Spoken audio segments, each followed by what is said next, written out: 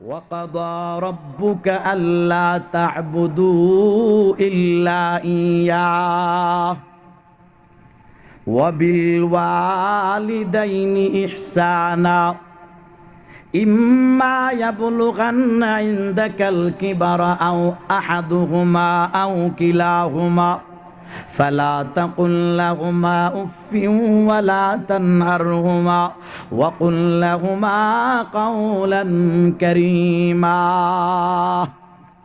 এই সূরার আয়াতের ভিতরে প্রথম দিকে আল্লাহ পাক বলছেন ওয়াকাদা রাব্বুকা, আল্লাহ পাকের ফয়সালা, কাদা মানে ফয়সালা, ওয়াকাদা রাব্বুকা আল্লাহ পাকের ফয়সালা।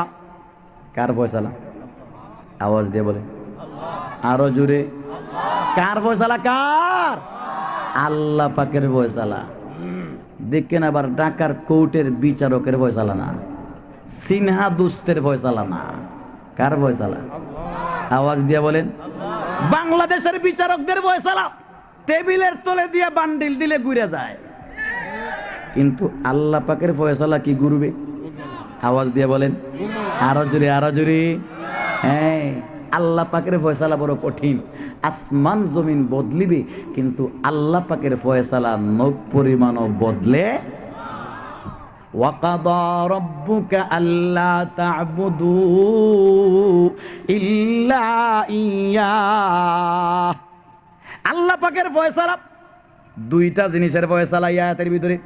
প্রথম ফয়সালা হলো আল্লাহ তা'বুদু ইল্লা ইয়্যাহ। প্রথম ফয়সালা, তোমরা ইবাদত কইরো না একমাত্র আল্লাহকে ছাড়া। আল্লাহ ছাড়া আর কারো ইবাদত। আওয়াজ দিয়ে বলেন, ইবাদত কার হয়? ইবাদত কার? আরো জোরে, আরো জোরে, আরো জোরে। আমি খুশি না, আরো জোরে। কার? ইবাদত একমাত্র আল্লাহর। সূরা ফাতিহার মধ্যে ডেইলি প্রত্যহ আমরা নামাজের ভিতরে সূরা ফাতিহা পাঠ করি, ইয়াকা না'বুদু ওয়া ইয়াকা নাস্তাঈন। হে মাওলা, ইবাদত আমরা করি একমাত্র আপনার। ইয়াকা না'বুদু, ইয়াকা মাফউল ছিল, মাফউলের কাজ, মাফউলের ঠিকানা ছিল ফেইলের পরে, বারবের পরে অবজেক্ট থাকে। এখানে দেখা যায় বারবের আগে অবজেক্ট আসছে। আত-তাকদিমু মা হুক্কু তাখিরু ইউফিদুল হাসারা, যেটাকে শেষের দিকে নেওয়ার নিয়ম, এটাকে যদি আগে আনা হয়, এরকম উল্টা পাল্টা বেশ কম করলে হসরের ফায়দা দেয়। হসর মানি একমাত্র, ইয়াকা মানি একমাত্র আপনার ইবাদত। একমাত্র কার? একমাত্র কার? একমাত্র কার? তাহলে ইবাদত একমাত্র আল্লাহর। এই আয়াতের প্রথম অংশের মধ্যে আল্লাহ বলছেন ইবাদত করলে একমাত্র আল্লাহর, সিজদা করলে একমাত্র আল্লাহর। কোনো মূর্তির সামনে সিজদা করা যাবে না, কোনো পাথরের সামনে মাথা নত করা যাবে না, কোনো পীরের পায়ে সিজদা দেওয়া যাবে না, কোনো মুর্শিদের পায়ে সিজদা করা যাবে না, কোনো মাজারে সিজদা করা যাবে না, কোনো ওলির দরবারে সিজদা করা যাবে না, কোনো জায়গায় সিজদা করা যাবে না। তুলসী গাছে সিজদা চলে না, পাথরে সিজদা চলে না, সূর্যের সামনে সিজদা চলে না, আগুনের সামনে সিজদা চলে না। ইবাদত এবং সিজদা চলে একমাত্র কার দরবারে?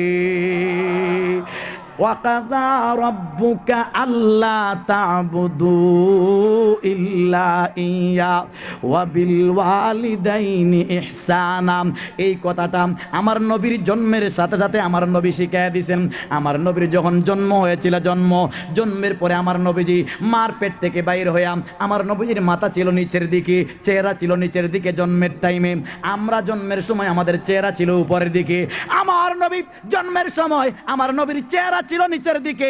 আমার নবী জন্মিয়া সাথে সাথে আমার নবীর কপালটা জমিনের মধ্যে বিছায়া দিয়েছেন। প্রথম কপাল, প্রথম নাক, তারপরে নাক, তারপরে হাত, তারপরে হাঁটু, তারপরে পাও। আমার নবী মাত্র জন্ম নিয়া আল্লাহ পাকের কুদরতি কদমে এত সুন্দর সিজদা করেছেন।